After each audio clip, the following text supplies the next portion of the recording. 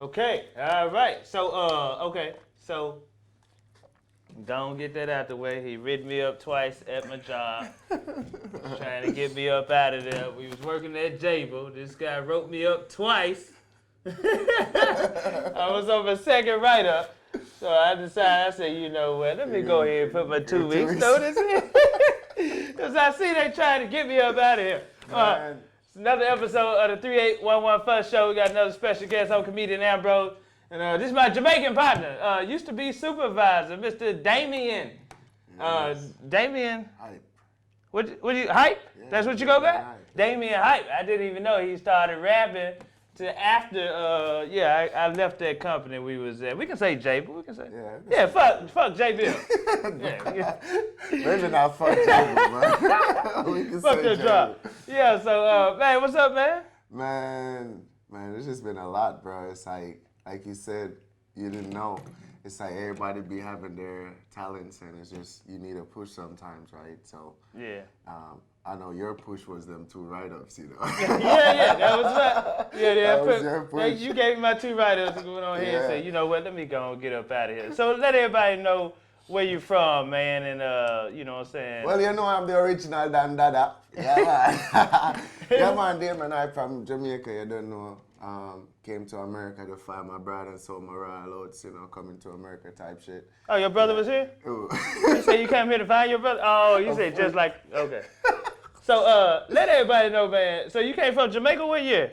What year I moved here? I think I moved here around 2006, 2007. You came with the whole family, your mom? And... No, my dad was here. So my dad was living in America for a long time. He was in New York.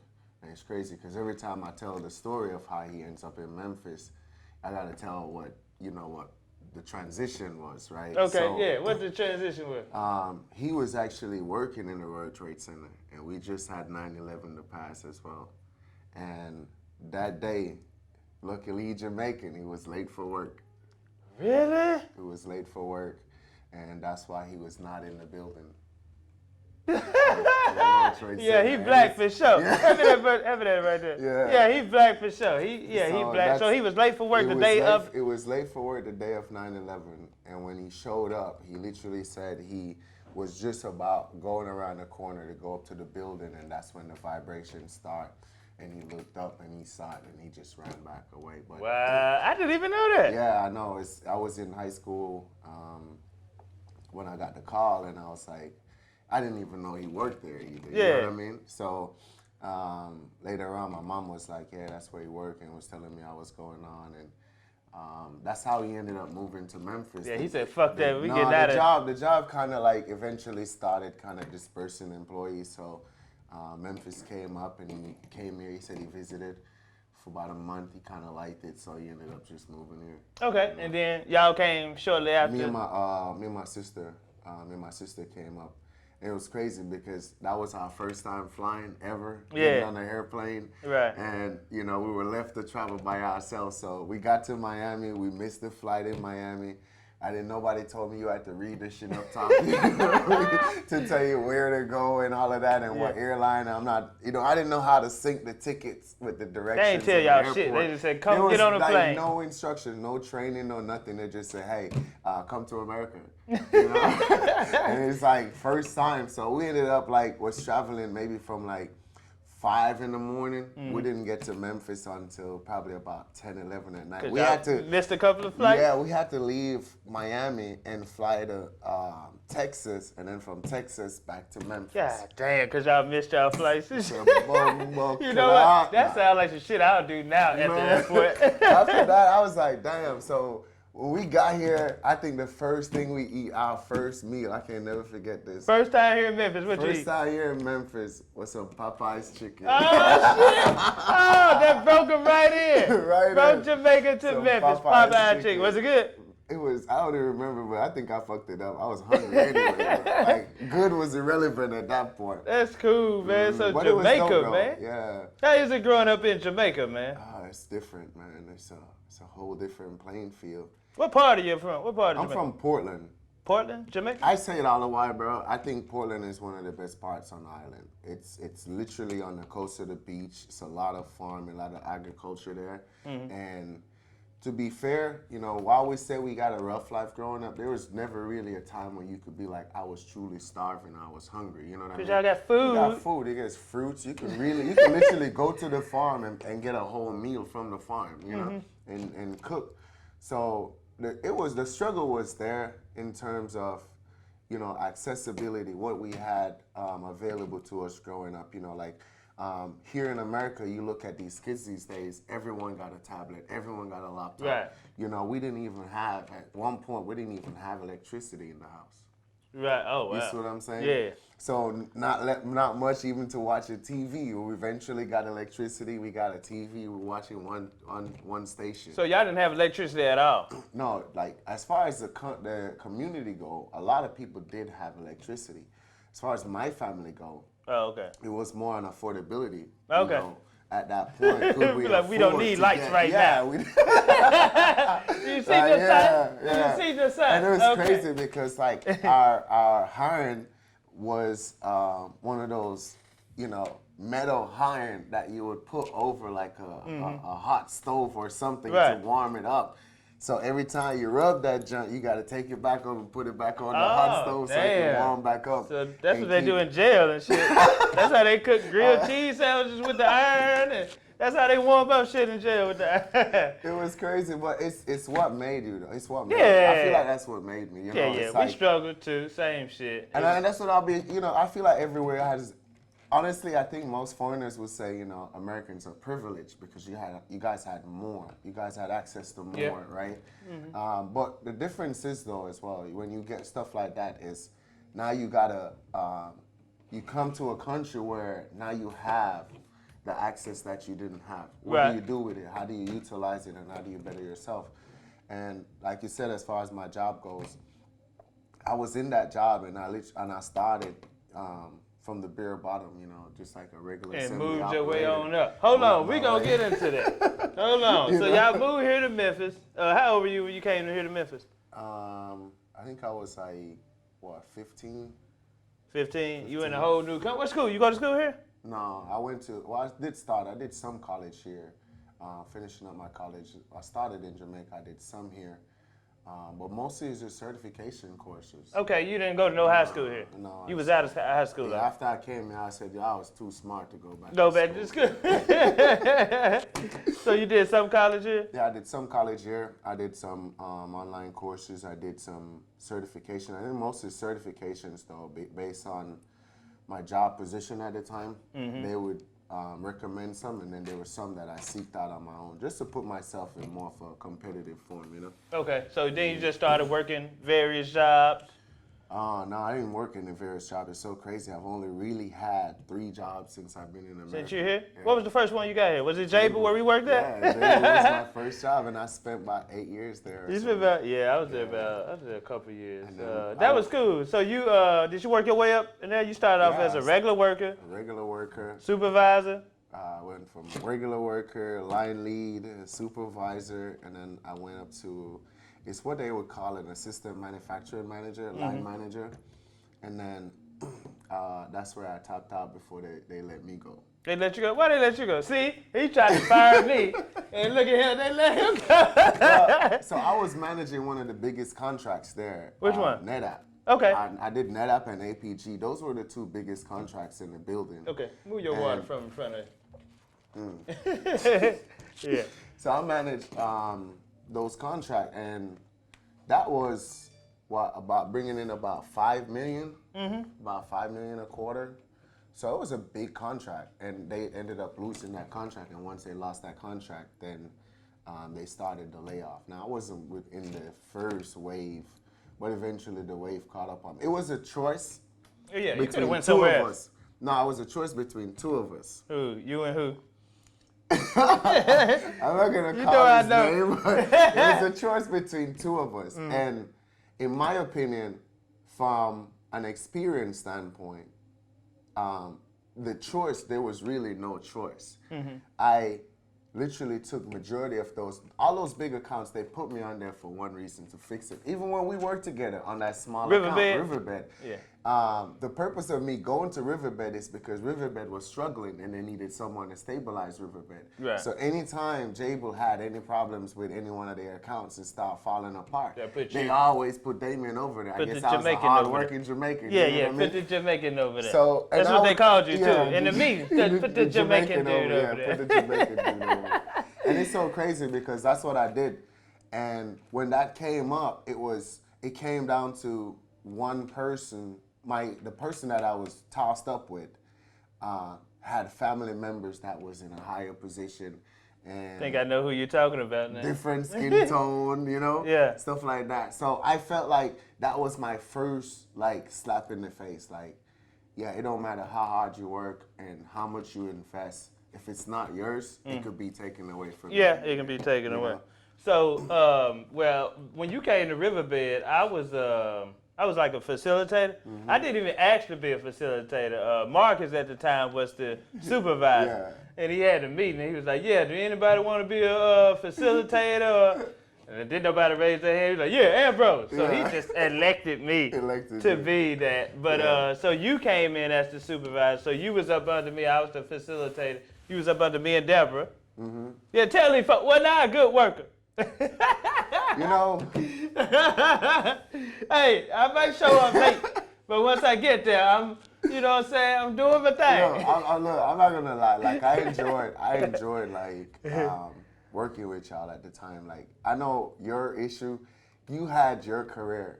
You were stuck between what you really wanted to do and I still need to provide for my family type shit, right? So here you come, me now being as understanding.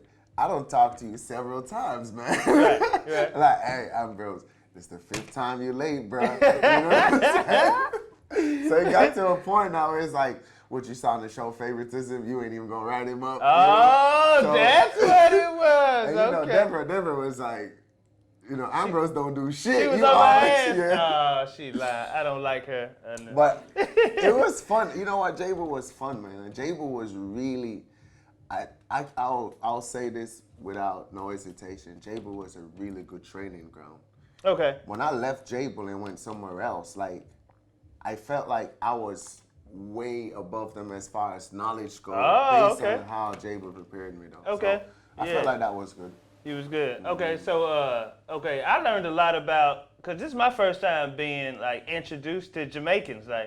So I started working with you, then you start hiring all your cousins and friends, and so we got Boski working on our line, and I'm talking to him, and he telling me about Jamaicans don't take medicine, we take herbs, natural herbs, arrowroot and sarsaparilla, and so I'm learning a lot from him and shit. Then I started going out with y'all and kicking it and shit, and we used to go over to that lady house who used to serve jerk chicken and the rum punch on Fridays. We used to go, man. Yeah, we used to love that shit. We used to have some good times though. I remember when we had the little spot, Firehouse. We were up on, I think that's what, Kirby and I've been there before. And when we used to be there, man, every Friday and Saturday. Oh yeah, that spot used to be jumping. Live, man. It was live, because it's since I've been there, I always wanted the culture. I wanted to have more Jamaican presence in Memphis. There's a lot of Jamaicans here, believe it or not. We're just scattered throughout the city. Yeah. So you wanted a place where you can bring. We wanted a place where we could bring, because I feel like everyone has at a home, right? You go, there's Hispanic clubs, there's American clubs. There was never an international spot that actually focused on reggae, dancehall, Afrobeat, something for that small percentage that is here in Memphis. Man, and I have fun every time I go out. I remember you told me your dad started selling jerk chicken plates from the house. From the house. Every other Saturday, I used to be there. Matter of fact, I used to date the white girl. I used to send her. Oh, yeah. Tell you about that. Oh, that's another story.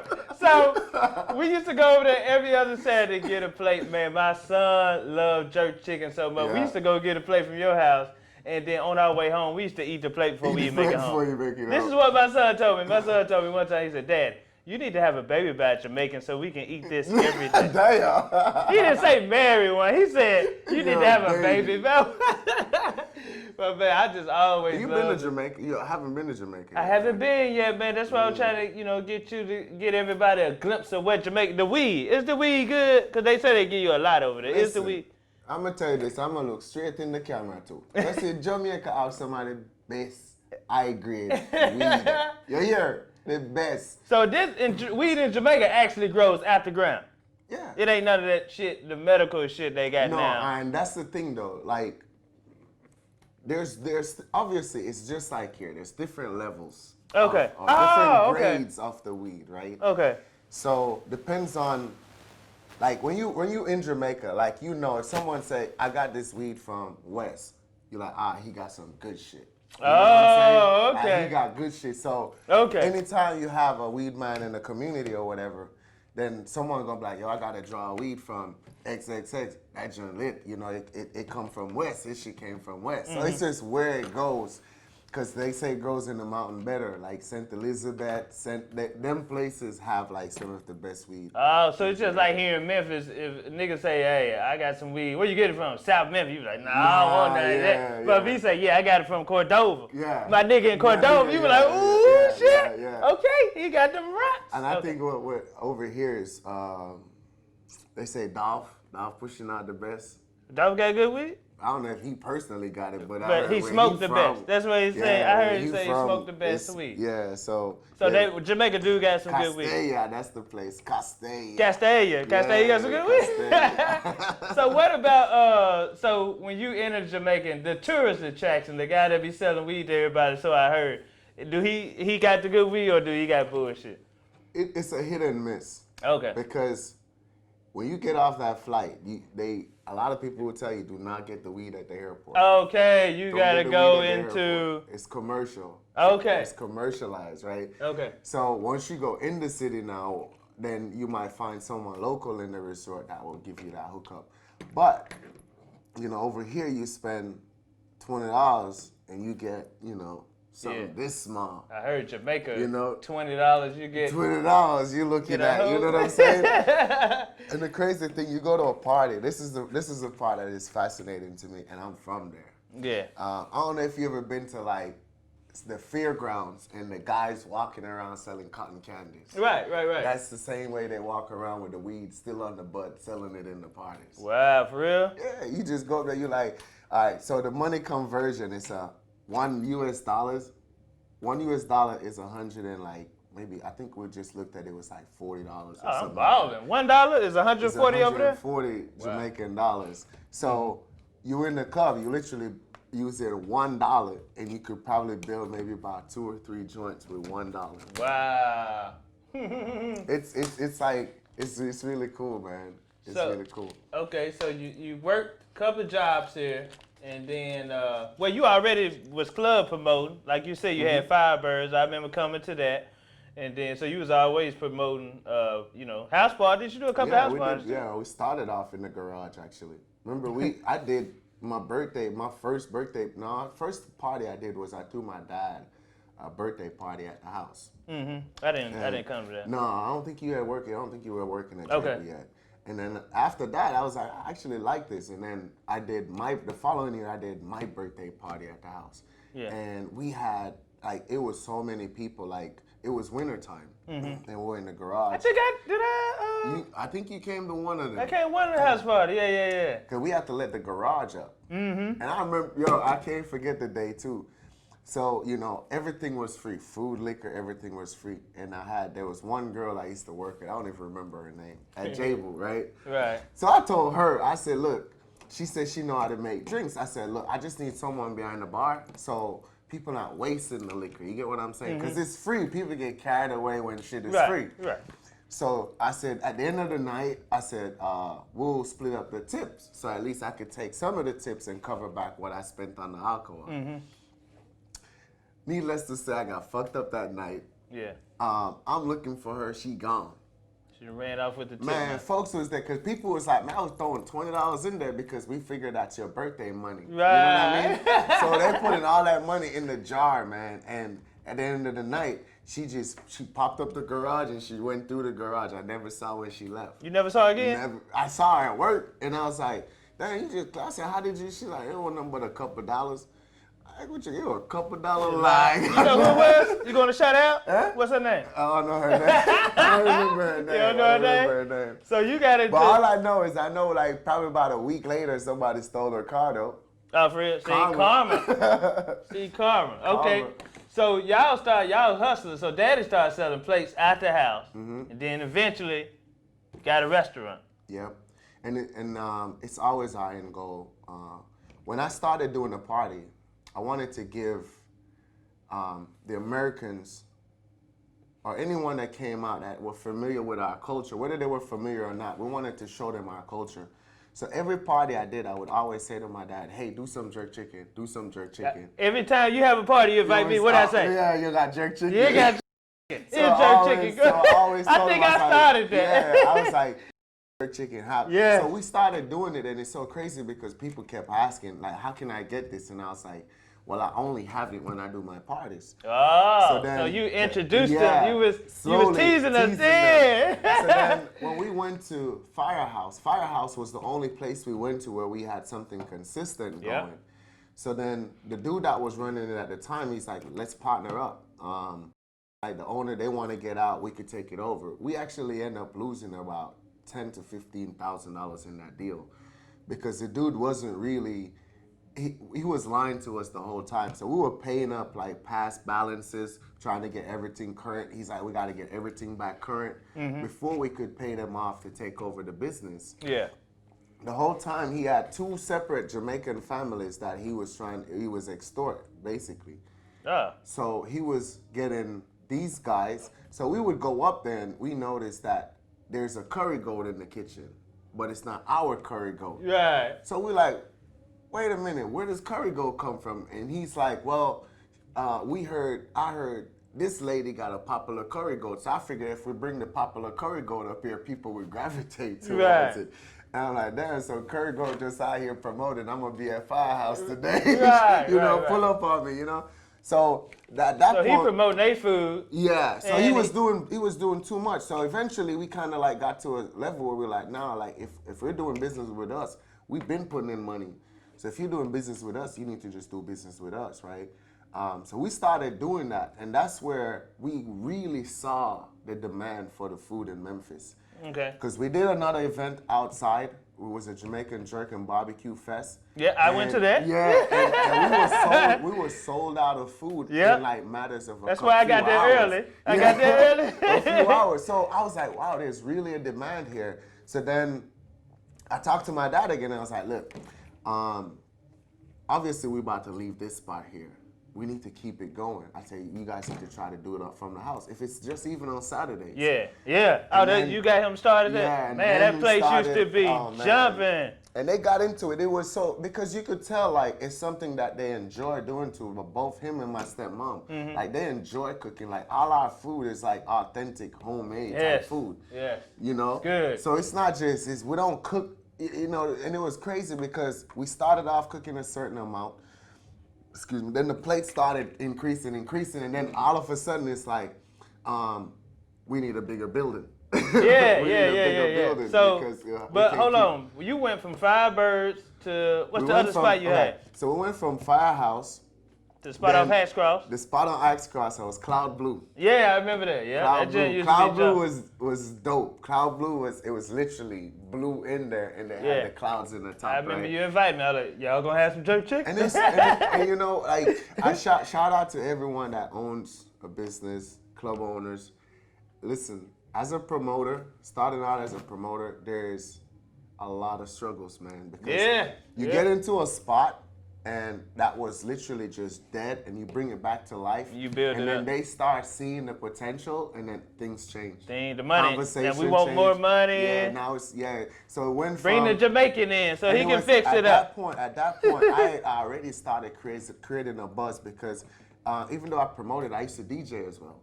Okay. Right? So Jamaicans do DJ, rap, work, cook food, I mean, it's just a hustling mentality, man. So when we were there, dude came to me one night and he was like, so how we doing the door? And I was like, what do you mean, how we doing the door? We always talked about you own everything inside. And the door is mine. I'm opening your spot. You're not making no money at all. I'm opening your spot for you so you can make some money, and that's our deal. And it started getting worse and worse, right? There was nights where I literally didn't make no money at all. Like, I would have to drive to the ATM. I remember I went to London, and when I came back, when I was in London, the party was, they said they ended up shutting the party down about like 12:30 because there was not a lot of people there. Right. Whatever the door made that night, the DJ got it, right? But it wasn't enough to cover what he was charging. Right. So I was in England now I'm behind. Right. Right? Yeah. Behind. So I got back, and dude hit me up soon as I got back. He was like, hey, it's Friday again, and we got to play it. I got a DJ again, and you still in the back. I said, no problem. I said, I'm going to pull up with the balance. So when I pulled up, I paid him the balance. And after that night, I had to go back to the ATM again to go get another withdrawal to pay for that night. Oh, wow. So you were coming out your pocket. I was coming out of pocket. Like, I was really coming out of pocket. But it was something that I wanted to, and I saw it flourishing. It was just, it was going to take investment. It was gonna take time. But let them know, you used to also bring big names, too. You ain't just... Oh, yeah. Who was most Safari? definitely. We brought Safari here. We brought Wayne Wonder. Got somebody. Yeah. Oh, I missed that. We brought him here twice, actually. Wayne Wonder came twice. He came, I brought him to a venue, and then I brought him to my club last year for my birthday. Every time, hold on, you do your annual birthday bash, February, it depends. I do it that weekend. It's always the last Saturday in the month. You've been doing that for how long? I think next year is going to be the 10th year, so I'm 9 years in. 9 years in. Every year you do your birthday bash. Every time you hit me, I'm like, fuck, I'm booked out of town. I think you did You did a commercial one time for me. Yeah. You with the same shit. You try to fire me. Yeah, shout out to my ex-supervisor. He tried to fire me. Y'all make sure y'all go out and check his birthday bash out. Yeah, so this year I know it's gonna be lit because everybody gonna want to, come out. This year is gonna be crazy, man. Who you bringing? Well, you can't let us know yet. Yeah, it's always like a surprise. But a lot of my events got canceled this year because of COVID. I know. Tell me about it. I had a really fun plan, like a really fun schedule lined up. Hopefully next year we'll still be able to move forward with it. We're still working on business plans, so I think it still also gave us some opportunity to go back and finalize our business details. Okay. So fast forward, now we in a new venue. Yeah. Now your daddy got his restaurant, he get to cook, and you got the side where you get to do your party. So I know that worked out perfectly. What's the address? Evelyn and Olive, right? Evelyn and Olive, yeah. So did they take over the old Evelyn and Olive, or did they do it? So the goal is to eventually move away from Evelyn and Olive, the name. So we're doing rebranding right now. First thing we did was we take over the identity. So what we did, we took over that business. The previous owner was an American and a Jamaican and owned it. So that's why it's Evelyn and Olive, which represents a Jamaican and a soul food. Okay. Right? Right. So, but they pushed, majority of what they pushed was the soul food side of the menu. So the Jamaican side of the menu that they pushed, they had a lot of, I won't say like all negative, because they had a really good clientele. But when you read the reviews, a lot of the food regarding the Jamaican side was like, nah, it wasn't good, it wasn't authentic, and so on. But they've been around for a long time. Yeah, they've been there a long time. They've been there for a long time. So a business that obviously been around that many years couldn't be that horrible. Right. But we took it over, and we wanted to, like I said, to put more Jamaican presence. So like oxtails, they used to only sell oxtails on like the weekend, one day of the week. Now, they only had jerk wings. Yeah, they only had jerk wings. Y'all brought the leg quarters, the jerk leg quarters. We brought the beef patties. Curry chicken. Curry goat. So y'all just came in with more than Jamaican stuff. Almost everything they did was with wings. Yeah, I know. Yeah. Curry chicken was with wings. Everything was cooked with wings. We want the leg quarter. But we do, our curry chicken's from our culture, our curry chicken is usually cooked with an old chicken. What you mean? Oh, okay, yeah. I know I don't pronounce my sister told me that. They cut the chicken up right in front of you, and you go in the cook. You grab what you gonna cook. Usually you have a little rod that goes across with a big water jug. You cut half of it off, so you stick the chicken in, pop the head through there, and take the neck off. Yeah. Wow. Yeah. I've never seen that like it, but yeah. And he just, so that way the chicken don't bruise up when it flash. Oh, okay. Yeah. So y'all came in and pushed the more the Jamaican side. So y'all own this is y'all's now, or y'all still? We don't own. We're renting the space. And the name also. No, we bought the name. Okay, y'all bought the name. We bought the business. So we bought the business from them. Okay. But we were rebranding it to our own business name. So get everybody tuned in first, then change the name. Change the name. We didn't want to just go in and then just change the name because they had a clientele. And that was a good thing. That was a plus as well going in because startups, it's always the toughest part. Yeah. So going in, they had a name. It didn't make sense for us to go in right away and change the name. That's smart. That took some strategically so thinking it's like, right hey, there. let's keep the name. Let's run for about a couple of years. Let's get the product out there and let people familiar because a lot of people that been there before never went back. Oh, okay, right. So when they heard the name Evelyn and Olive, it was like, oh, I've tried it before. I didn't like their food, right? So then you see, if you go online and you look and people talking about it, it's like, no, it's on a new management. Someone else owns it now. It's owned by real Jamaicans now, right, you know? right. I was so like, them my folks. I know who. Yeah, I know who owns it. So that's smart. Yeah. Okay. So and then get the name, keep the name, get the product out there, get everybody tuned in what's going on, then switch the name. Okay. Yeah, the food is so delicious. Jamaica Soul. What's the address? 630 Madison Avenue. 630 Madison Avenue. 630 Okay. Madison Evelyn, Avenue. best Jamaican food here in Memphis, Tennessee. Memphis. Now you got a side for the club. You get to party. Yeah. And do that. How this been going? Man, it was a struggle. When we first opened up, I've been there a couple of times. Nothing. Right? No bar, no DJ booth, no nothing. I bought, I think, 8 up light-ins and we painted.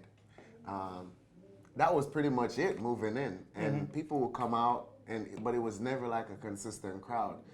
But it was just, we kept going, we kept improving. We ended up building the bar, we ended up building the DJ booth. Then we start adding colors, we start adding more lights, and we just kept on working.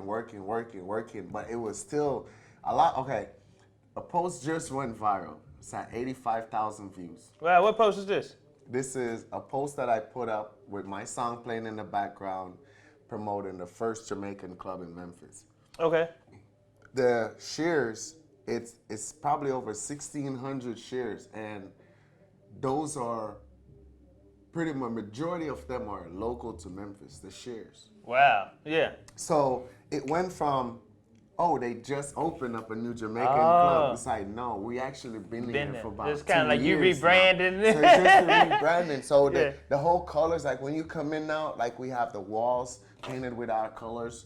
The vibe, like the music, everything. We got a DJ on Wednesday, Wednesday, Friday, and Saturday, and it's different DJs bringing in different vibes. Okay, and let me ask you the most magical question: is y'all gonna have jerk chicken? Yes, we have. We have a reduced menu. We're actually looking at expanding that menu eventually, but as we grow, we'll just have a reduced menu. So we do like jerk shrimp, jerk chicken, chicken wings. So jerk chicken is gonna be there. Yeah, jerk chicken is always there. I'm gonna come through this Saturday, and that's 641 Madison Avenue. 630 Madison 630 Avenue. Madison Avenue. I don't know, we did 641, man. Evelyn and Olive, and then your club right next door. Jamrock Bar and Lounge. Jamrock Bar and Lounge. Yeah. Okay. Now, this dude sell pit bull puppies. He DJ, business owner, rap. See, I didn't know you started rapping until I think after I left that job and we started following each other on Facebook and we kept in contact and you just started, throwing your videos out there. How long you been rapping? So I started. Cause I started off rapping too. Rapping. I have a video on Facebook that is probably like 10 years old with me freestyling. Okay. And we're not gonna watch that. It was horrible. It was just we were just there, me and my cousin, and we were just vibing. And I uploaded the video. But I really started taking my music career serious about 3 years ago. I went to Jamaica. A friend of mine had a studio. He was doing some work on it. I had some studio equipments, and I sent it to him. Because I wasn't using it, so I sent them to him, and he started setting it up. So I went to visit. I went over to the studio to see what the studio looked like, and he was like, let me hear what you got, you know, kind of like playfully, right? So he played a beat, and this was like I had wrote, like I always like freestyle in my head. I never really wrote anything, but I actually had one song that I had wrote. So when I went in the booth, he was like, let me see what you got, let me see what you got. So I got in there, and I came out, and he's like, bruh, that was dope, but I couldn't finish the song. It's my first time going in the booth. Didn't finish the song, and I had to go back to Kingston. I was flying out the next day. Right. So, but before I made it to Kingston, he sent me a complete song. He went and added a verse and completed the song. Wow, so now y'all got a whole song. So now I'm like, so now we got a song. So now, okay, I just made my first song. So I'm like, this is kind of cool, you know? So went back to Jamaica about a few months later again. This time he says, man, he surprised me the last time.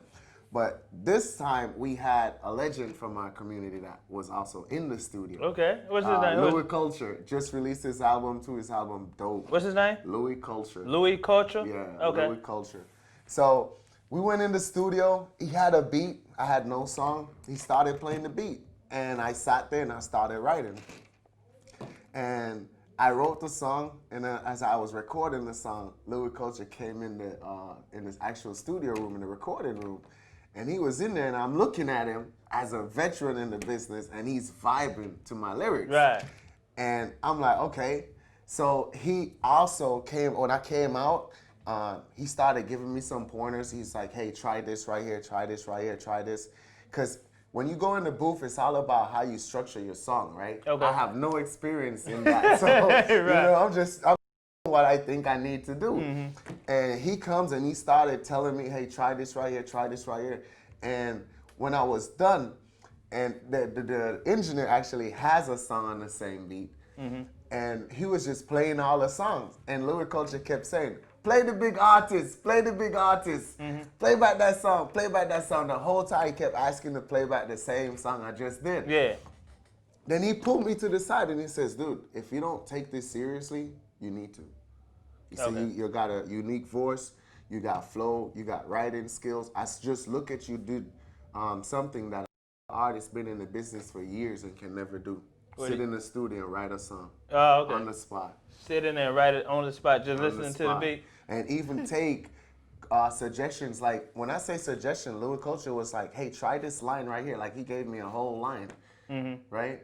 My love and mother, I'm the father. And he's like, try that line. And he had his flow.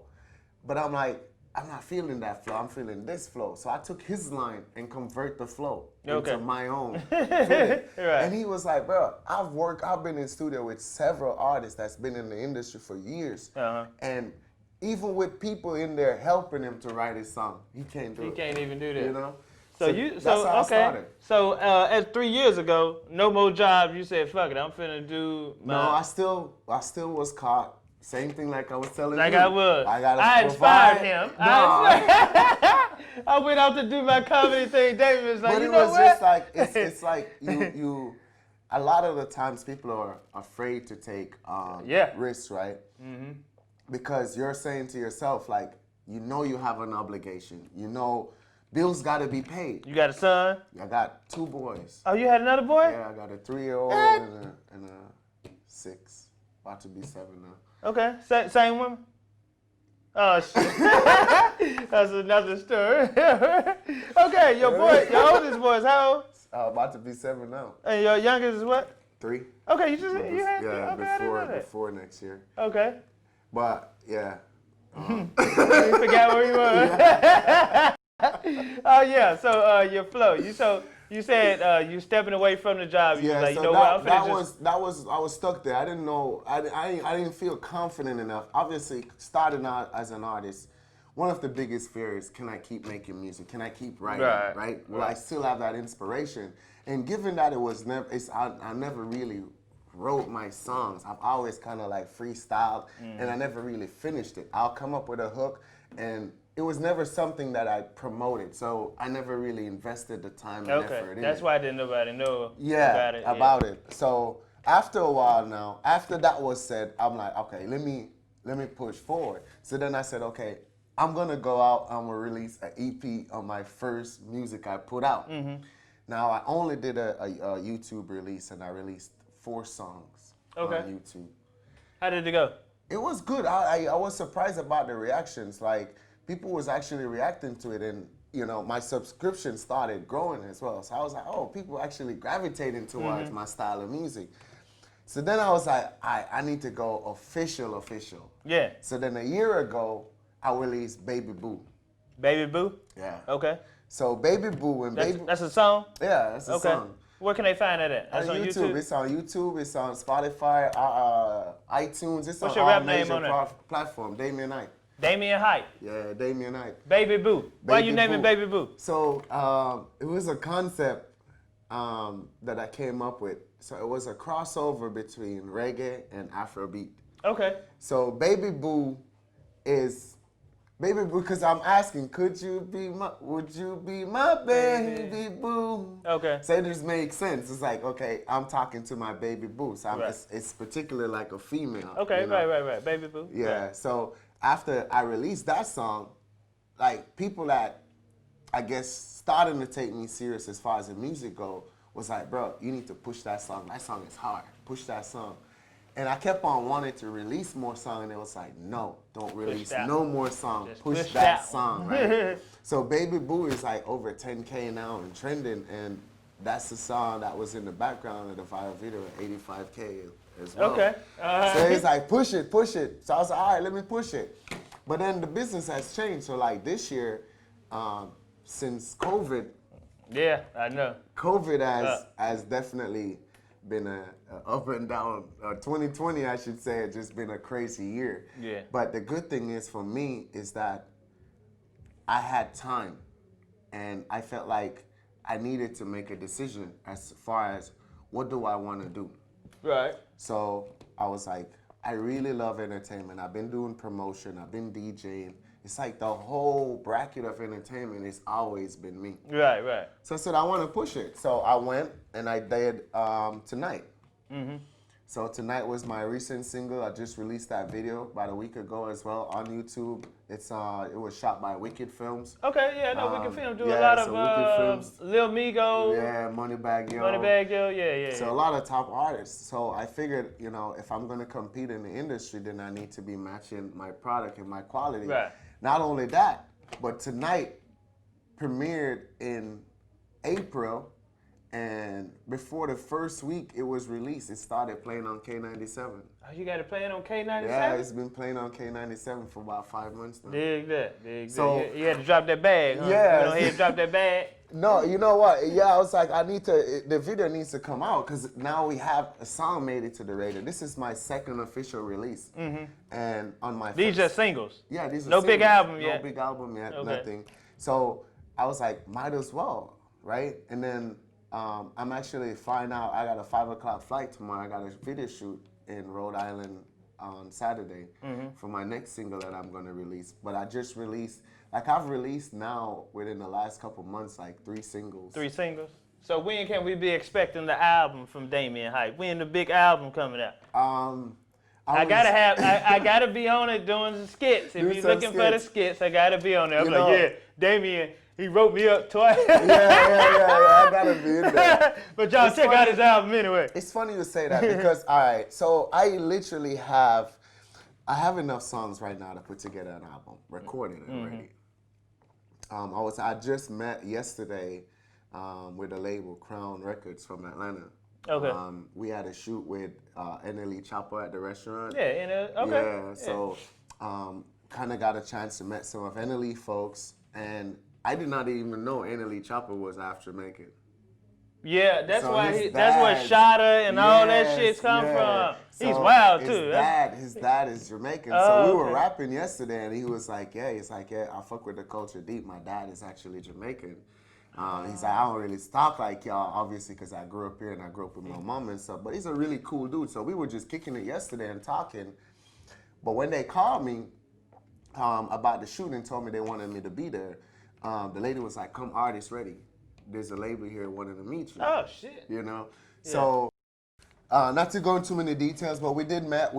I sent out some songs to them. They hit me up this morning. I think it was right after you called me. They called and was like, hey, we listen to songs and we want to set up we want to set you up to come to Atlanta to do a few features with some of the artists that we have as well. Okay. So Jamaican artists or American artists? Both. Jamaican and American artists. Don't sign yet, man. Stay independent, man. And I'm not rushing to big. sign. I'm not, because I just look at how much I've accomplished as an independent artist so far. Yeah. You know what I mean? Yeah. Without being signed. And really, to be fair, even the CEO said that yesterday. He's like, honestly, dude, I listen to your song. He's like, you really don't need a label backing you, but I could tell you, like, any label right now would be glad to grab you up. That's good to hear. So that was positive, and that's the thing that keeps me going as well. But back to the album. Yeah. Now, I've always been kind of strategic, but I'm an overthinker as well. Yeah. So I'm like, okay, is it time for me to release an album? Is it too soon to release an album? Yeah. Right? So I'm still kind of like stuck between that. But I know yesterday. Ooh, I got a good idea. Yeah. I got a good idea. What you got?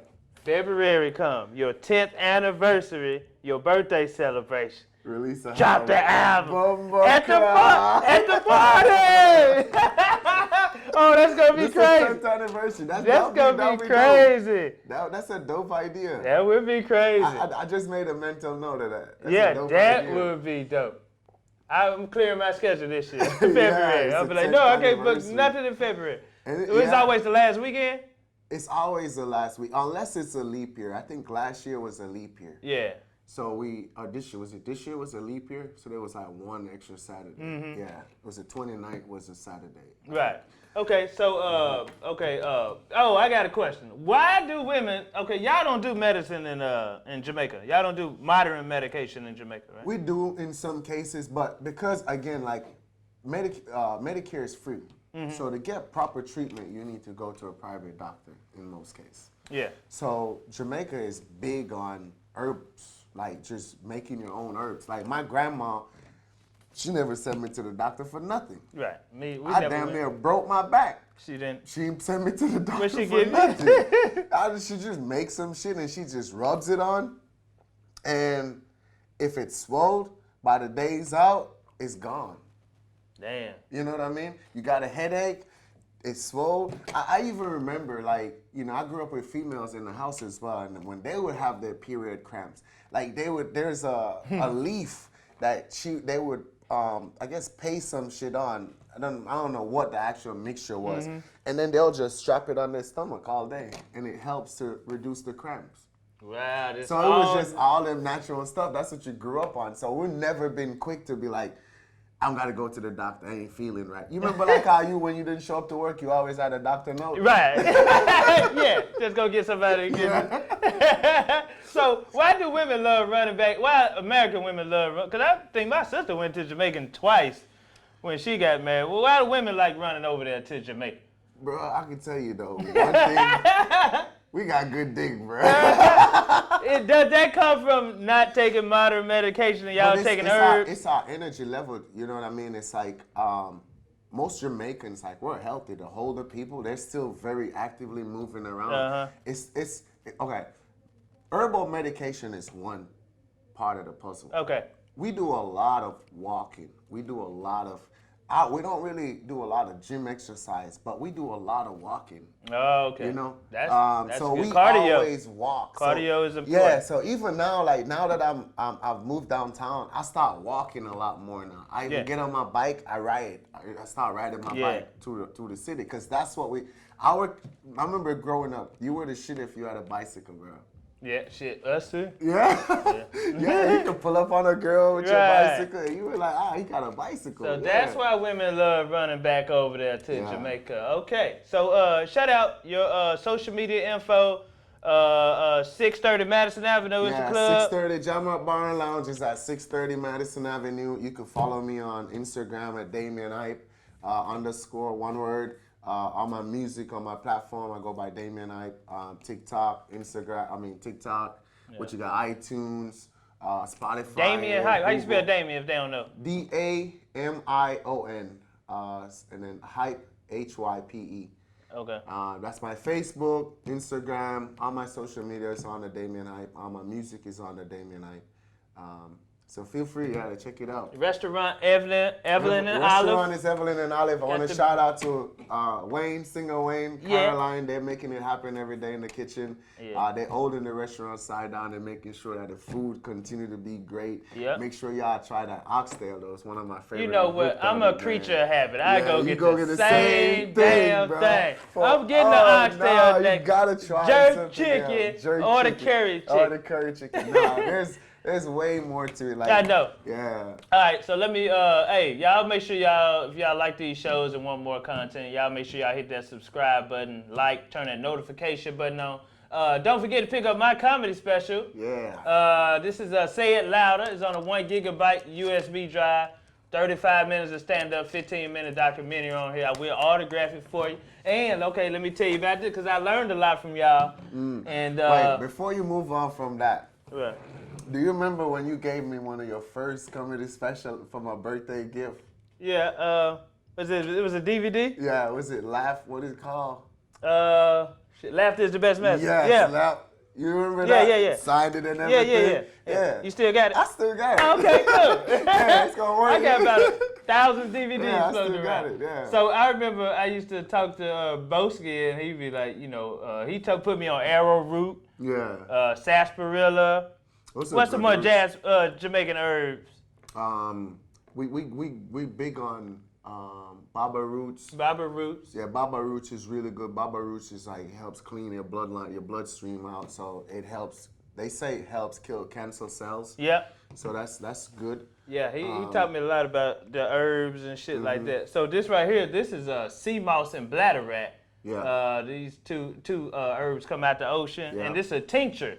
So what you do is put both of the herbs in 80 proof alcohol for 6 weeks, and the alcohol extracts all the minerals out of the herbs. And you just got this powerful tincture right here. Look at the color of it. Oh, wow, that looks good. And you just, the tincture, you put it under your tongue. 2 drops full under your tongue, your salivary glands take it straight to your bloodstream, so it's instant. What does it do? What is it supposed to do? Seamoss boosts your immune system. They both full of iron. Yeah. Good for your libido. Yeah, especially in this time now. At this time, that's why. And I've been on it. AIDS and weight loss also. Yeah. Oh, yeah. Because I know females been asking for Seamoss. Yeah, it's good for your libido. Good. Yeah. Oh man, you got the product. I got this some good shit. So make sure to get that. I got the 1 ounce and I got the 2 ounce available on my website, comedianambrose.com. Yeah. Man, before we get out of here, just gotta have every guest look in the camera and say, "Hey, thank y'all for tuning in. This is the 3811 First Show." Yeah, 3811 we gotta say it together. First Show. This is you for tuning in. But can I say it like when I say okay, yeah, you can say it. Yo, thanks for tuning in. Make sure on the T-Pan check out this 38114 show. 38114 show. Yeah, 38114. 38114 show. Take the what? I leave the what? Hold on. Let everybody know what Wagwan is. Wagwan. What's going on, man? It's simple. Wagwan. What's English going on? It's broken English, right? It's broken English. But you know what? I can't teach them Americans. I feel like that's my power. Like right now, it's my secret weapon. Yeah. You know, I can switch from English to Jamaican. So if I tell you, I might have to kill you. You know what I'm saying? I picked up some of y'all lingo. Wagwan, that's about the only word I do. But man, thanks for having me, dude. Yeah, you know, respect and love. I'll let you know. I'll let you know when it airs. Yeah. Yeah, we done. This show just cut out too. But I make sure I got your social media info. Oh no, we still on. Shit. Yeah. Oh yeah, we do.